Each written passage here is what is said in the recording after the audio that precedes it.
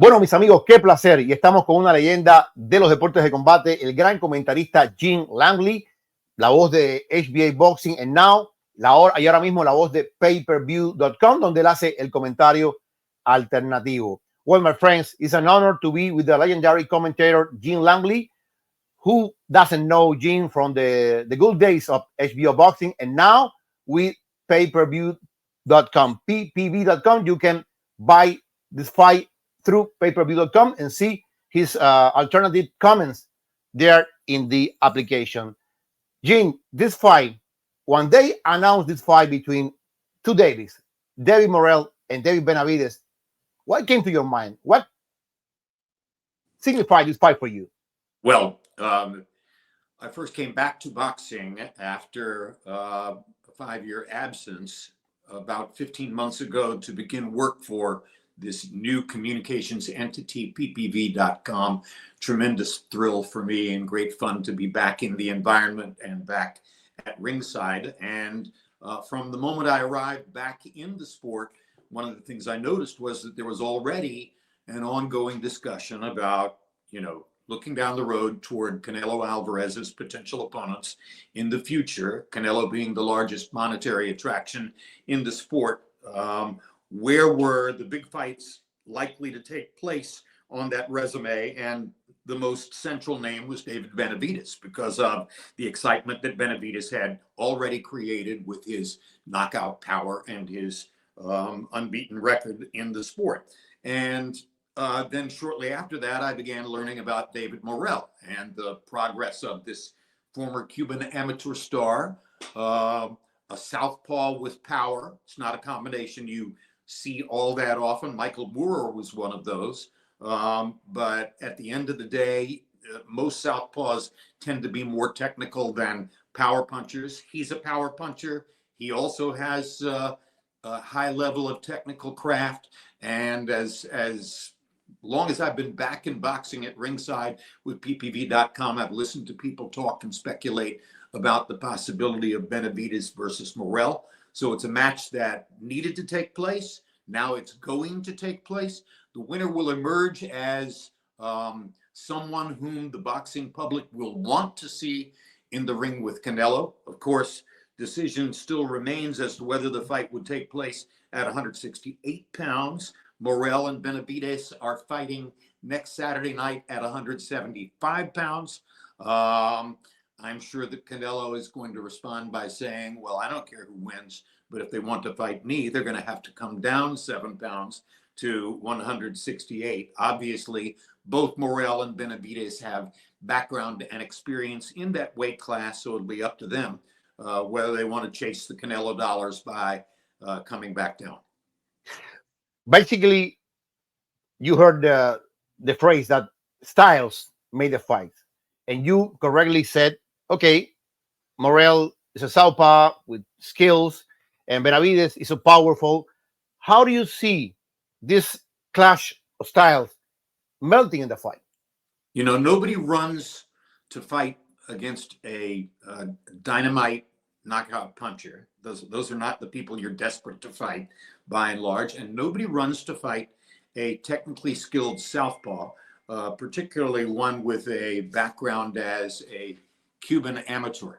So neither of these guys are the kind of guy where you point to them as a potential opponent and say, I can handle him. I know that I'm going to be able to beat David Benavidez. He's a power puncher. I know I'm going to be able to beat David Morrell. He's a highly skilled technical boxer who also has power. They both have their own identities, and they are formidable identities within the sport. So on paper, it's a great fight. And a lot of the outcome will center on how well does Benavidez handle Morrell's technical elements and his southpaw style, and how does Morrell, with his body and his chin, stand up to Benavidez's fairly cosmic punching power. You said that Canelo maybe I really don't see that happening. I see that the fight against Canelo is death for Morrell and Benavidez. But why do you see Canelo didn't want to fight neither one of them, nor Benavidez, nor Morrell? Why at the end you see that happen with Canelo and these two fighters? Well, these are the biggest money opponents for him at this particular moment. Whether the fight were to take place at 168, which I'm pretty sure Canelo would prefer, or 175, which I'm pretty sure Benavidez would prefer. And I don't know whether Morrell is more comfortable at 75 or 68. I'm not certain. I haven't asked him. But at the end of the day, the winner of Benavidez-Morrell is going to be seen by a huge percentage of the boxing public as the logical next opponent for Canelo Alvarez. And one of the elements that makes that fascinating is, of course, that Canelo has, if not one of the best chins in the sport, he might have the best chin in the sport. I think he's harder to knock down than any other weight class fighter.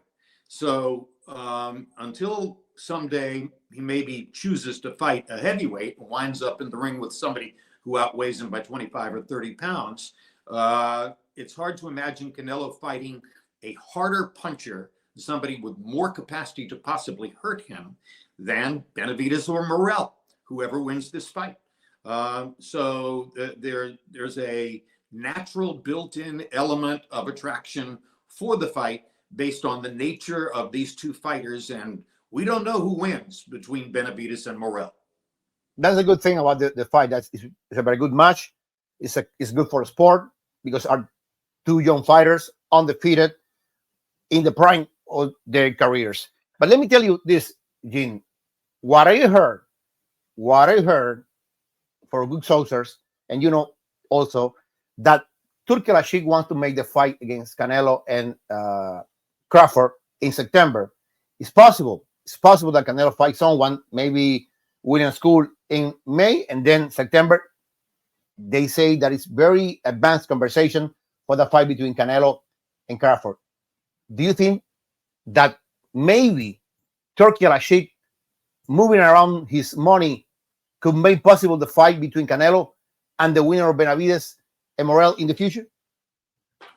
Well, so far, the Sheikh has seemed to indicate that he is foursquare behind Canelo versus Crawford, and that the money is there for Canelo versus Crawford, and he is not yet turning his attention to Benavidez or Morrell. That's a logical position to take. Crawford is, in the minds of many, number one pound for pound, and particularly after his stunning and effective performance in knocking out Errol Spence.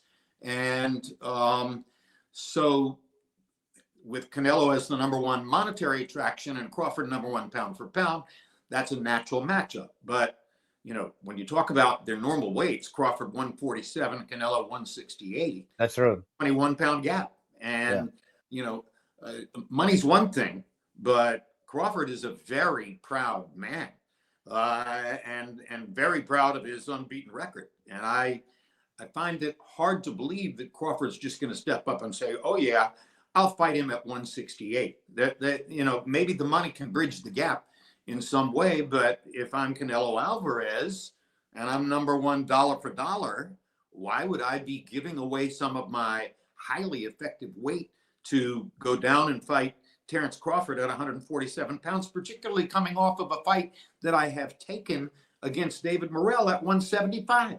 So, you know, that's a 28-pound gap. I don't know what's going to happen. I've been skeptical all along as to whether we're actually going to see Canelo Alvarez in the ring against Terence Crawford. And the last question. For sure, the winner between Benavidez and Morrell will be see a stronger guy, the new power, the new generation in the light heavyweight division. Do you expect that the winner fight the winner of Bivol Beterbiev, and what chances will have the winner of this fight on Saturday, February 1st, against the winner of Bivol Benavidez in a couple of weeks later? That's part of what makes the sport so fascinating. We're talking about very different bodies, different weights, different physical backgrounds. I mean, Beterbiev is arguably bigger than Bivol. And Bivol is arguably a better boxer than Beterbiev, although Beterbiev was able to convince the judges that he had won a decision against Bivol in a very close, someone won by an eyelash fight. And so it's hard to figure out how all that is going to shake out. And that's not an intentional pun. It just came out of my mouth. But obviously, where the Sheikh puts his money for which fight is going to be a potentially decisive factor in all of this. If the Sheikh comes out of the 175-pound fight between Morrell and Benavidez and says, well, obviously what we just saw there indicates that the opponent should be one of these two much larger fighters rather than Terence Crawford. So I'm going to change my mind and put my money behind the winner of Benavidez and Morrell against Beterbiev. That's possible. In other words, nothing's decided until this fight takes place. The Sheikh sees what he sees, and he decides what's the best use of his money. Yeah. Well, my friend, thank you, Gene. And I urge all the people that you see in this interview to go to ppb.com and see the alternative comments of one of the legendary voice of the sport, Jim Lampley. Thank you. You get to see my comments typed into a computer, trading chat with you and lots of other people who trade the chat. Do people disagree with me during the fights? Yes, they do. And that is their right and their privilege. Bueno, mis amigos, no dejen de ver los comentarios alternativos de Jim Lampley en payperview.com. Thank you, Jim, for this minute. Thank you a lot, and I hope you enjoy the fight. Thank you, Jorge. Talk to you later.